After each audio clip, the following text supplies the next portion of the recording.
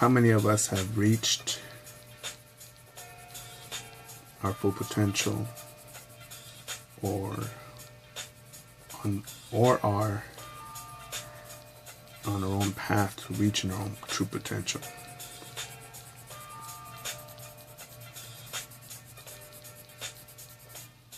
That's one of the things that burns in the back of my mind that Dr. Jordan Peterson made a comment on in his talks.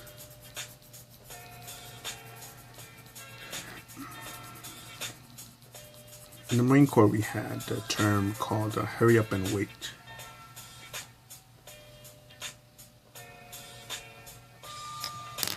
And someone along the line said that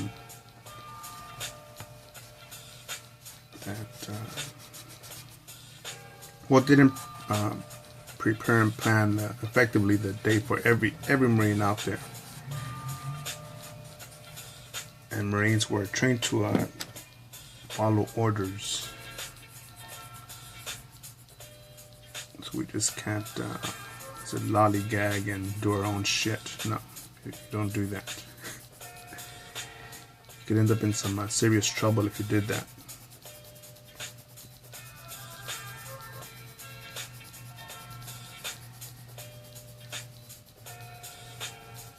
And I marinate on those words because since I got out, I believe that when I got out, everybody else would be hungry for life, for making shit happen. And not only because I was young, because I believe I had those feelings because I was young, but they were enhanced because I joined the Marine Corps. When a little short fucking calculus nerd like me can take on 100-mile distances on foot,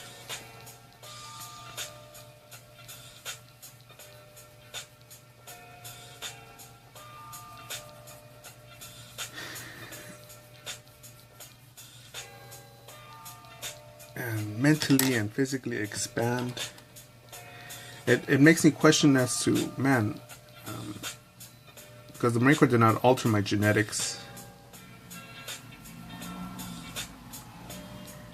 Wasn't wearing no special sort of boots.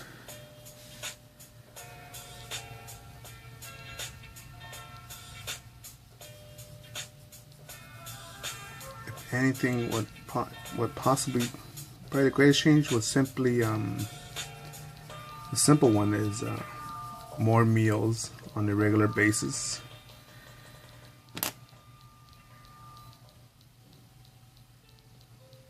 And what the Marine Corps drill instructor said in his oath, which was something to the words of, "I will not give up on you. When many of you have given up on yourselves, I will have not. I will make you a Marine, so help me God." And and that's when the rude awakening began.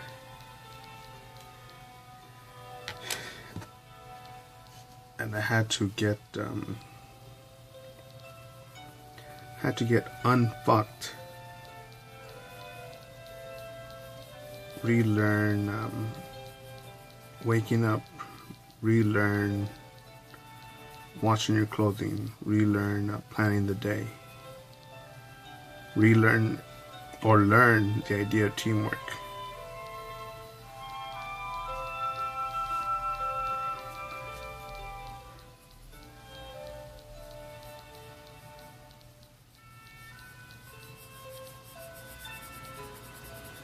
Using this old magazine that had an article with Will Eisner.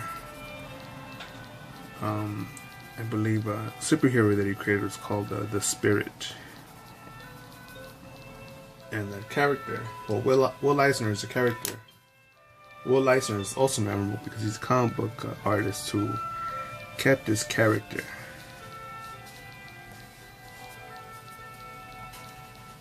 Owned the rights to it. while many people who created superheroes were told to give them up to either DC or Marvel or whoever their publisher was, whoever the boss was, and where other artists to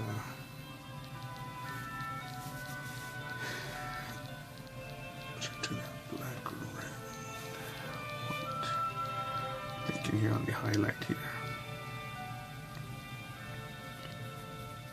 Green.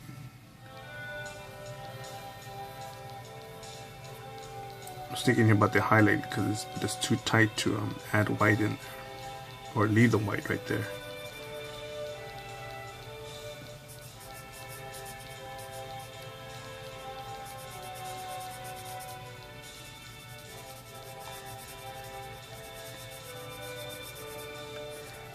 And I believe the quote by Will Eisner was that he just wanted to be remembered of being as effective as possible, as good as possible in the medium that he chose. And I thought, man, what a fucking simple formula, man, that so many of us have overlooked. So I believe many people, eventually they realize, I'm gonna stay in this field, in this profession, with this company or in this trade, and they half-ass it, man. They half-ass it because no one ever told them, hey, fucking do your fucking best, you motherfucker, But no, man, it's gonna be extra work. I'm not getting paid extra. And then we get shitty service, shitty customer service, shitty designs, shitty products, creating spreading shitty attitudes. And it starts with, it has to start somewhere, or there are points that spawn off negativity that we overlook.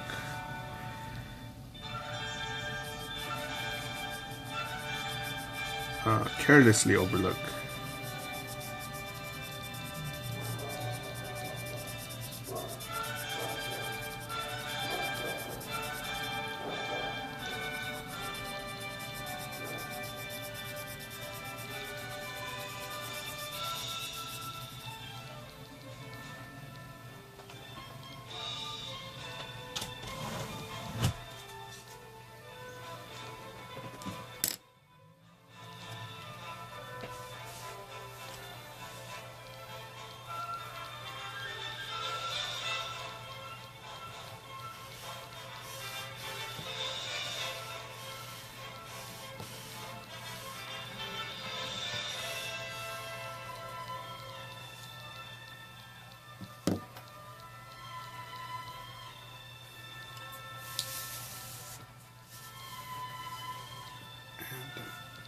In my lifetime, I've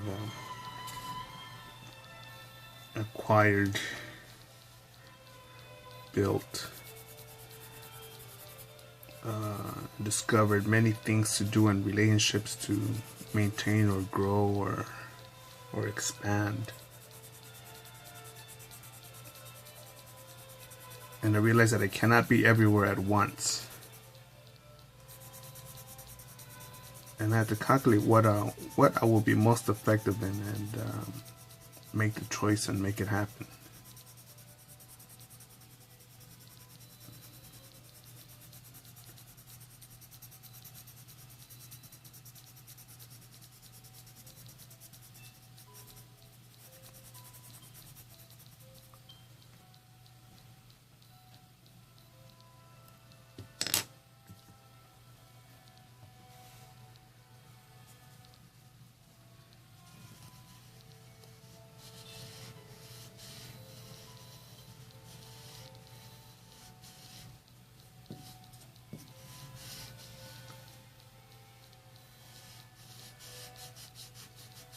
And the question for you guys is simply,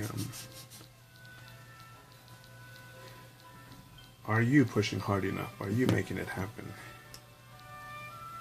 Or are you making an excuse? Or are you setting your standards low?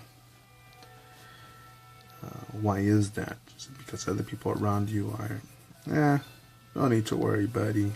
Take it easy, man. Chill out. Come on, you can do that tomorrow. You can do that for the weekend. You can do that next month.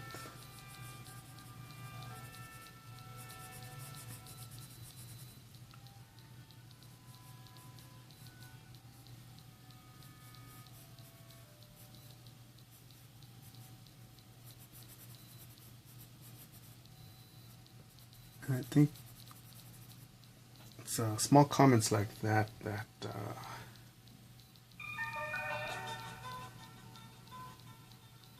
that manifest into little poor habits, into bigger ineffective habits. Do that here.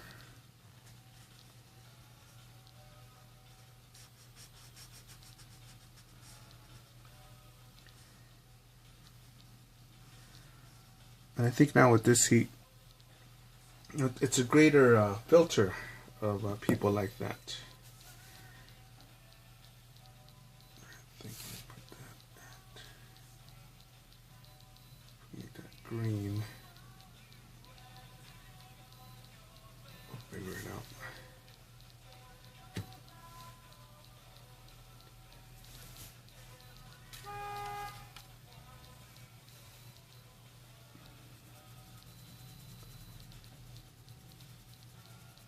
And I think sometimes factors like the heat can make one think, it's so hot, why bother, man? Don't worry about it. We'll let someone's words, someone that we call friend or family, oh yeah, you know what, they're right, take it easy.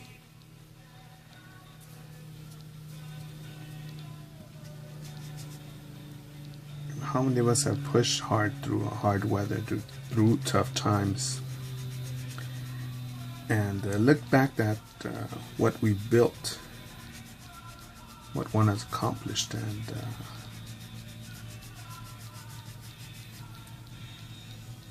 just been thankful that we said, you know what, fuck, I'm glad that I made the choice to push through it.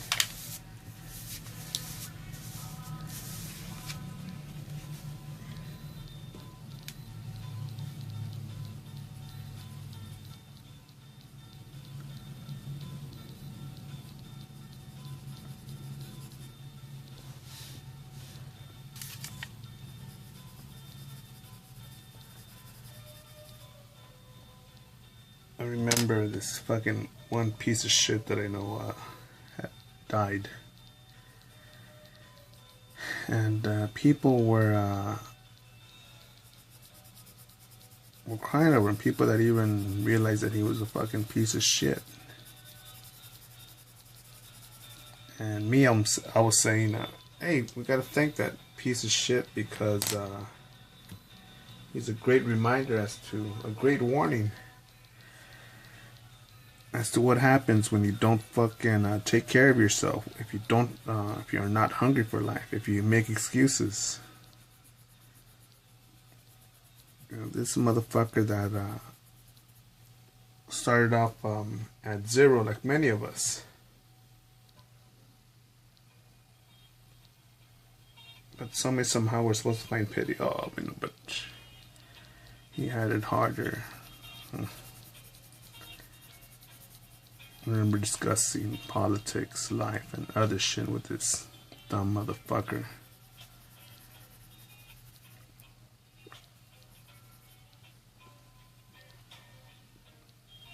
And simply, I remember his rebuttals of, no, that's not true. But, you know, that's not a rebuttal. No, that's not true. If you don't have an example that clears the air.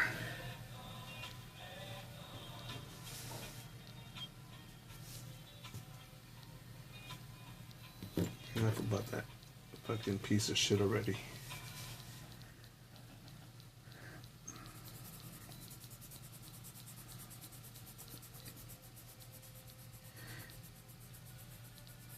there's a song by, his name is, I believe, is IZ, Over the Rainbow.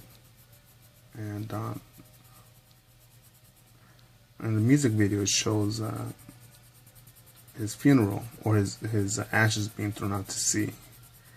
And it seemed like a celebration. And I thought, wow, man. I thought, what sort of life did he live that his death was that fucking gorgeous? And feeling, man, if I could be remembered that like that